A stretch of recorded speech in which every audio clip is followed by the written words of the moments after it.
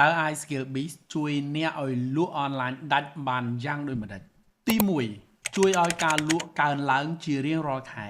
អ្នកមិនចាំបាច់ចាប់ផ្ដើមពីចំណុច0ជារៀងរាល់ខែព្រោះប្រព័ន្ធនេះអាចជួយអ្នកទាញអតិថិជនដែលធ្លាប់ឆាតជាមួយនឹងយើងកន្លងមកឲ្យត្រឡប់មកទិញវិញដោយការផ្ញើសារទៅកាន់ពួកគាត់ដូចជាផ្ញើ promotion ផ្ញើចំណេះដឹងឬផ្ញើសារសួរសុខទុក្ខជាដើមទី2ជួយឲ្យលក់ចំណេញច្រើនជាងមុនតែការចំណាយលើ boost page តិចជាងមុនការស្វែងរកអតិថិជនថ្មីវាជារឿងសំខាន់តែបើมันអាចធ្វើឲ្យអតិថិជនចាស់ត្រឡប់មកទិញវិញបាននោះទេបានន័យថាការចំណាយលើការធ្វើទីផ្សារគ្មានព្រំដែនបើយើងអាចធ្វើឲ្យអតិថិជនថ្មីនៅតែចូលមកទិញអតិថិជនចាស់ទិញហើយទិញទៀតកាន់តែច្រើនឡើង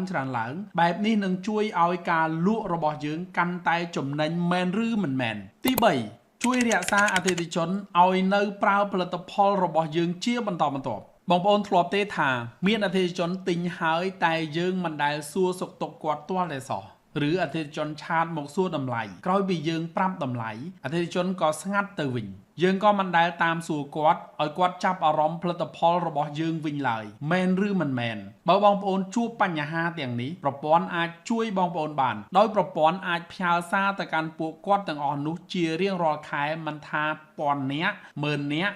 ឬក៏សែនអ្នកក៏ដោយហើយយើងអាចរក្សាអតិថិជននៅក្នុង inbox ដោយប្រព័ន្ធ iSkill Biz បានពេញមួយជីវិតទី4ជួយតបឆាតដោយស្វ័យប្រវត្តិពេញ24ម៉ោងប្រព័ន្ធនឹងជួយតបជំនួសយើងពេលយើងរវល់ឬមិនបានមើលដូចជាជួយតប comment auto ជួយតបនៅសំណួរដែលអតិថិជនសួរដដែលឬជួយតបរហូតដល់បិទការលក់ដោយយើងអាចរៀបចំប្រព័ន្ធនេះឲ្យធ្វើការឲ្យយើងទៅតាមតម្រូវការដែលយើងចង់បានទី5បដូរ page លក់មិនសូវបានឲ្យคล้ายទៅជា page លក់ដាច់នៅពេលដែលគ្រប់យ៉ាងមានការរៀបចំអូតូម៉ាទិកហើយនៅពេលដែលមានអតិថិជនឆាតមកប្រព័ន្ធនឹងជួយតបយើងភ្លាមទាន់ចិត្តអតិថិជនហើយធ្វើឲ្យយើងបានដឹងថាអតិថិជនមានតម្រូវការចង់បានផលិតផលរបស់យើងក៏អាចធ្វើការលក់ទៅកាន់អតិថិជនម្នាក់នោះបានទាន់ពេលវេលាបើបងប្អូនចង់បង្កើនការលក់ពិតប្រាកដតែមិនចង់ធ្វើការធ្ងន់ដូចពីមុន iSkill Bizពិតជាជួយអ្នកបានបើបងប្អូនចង់ដឹងថា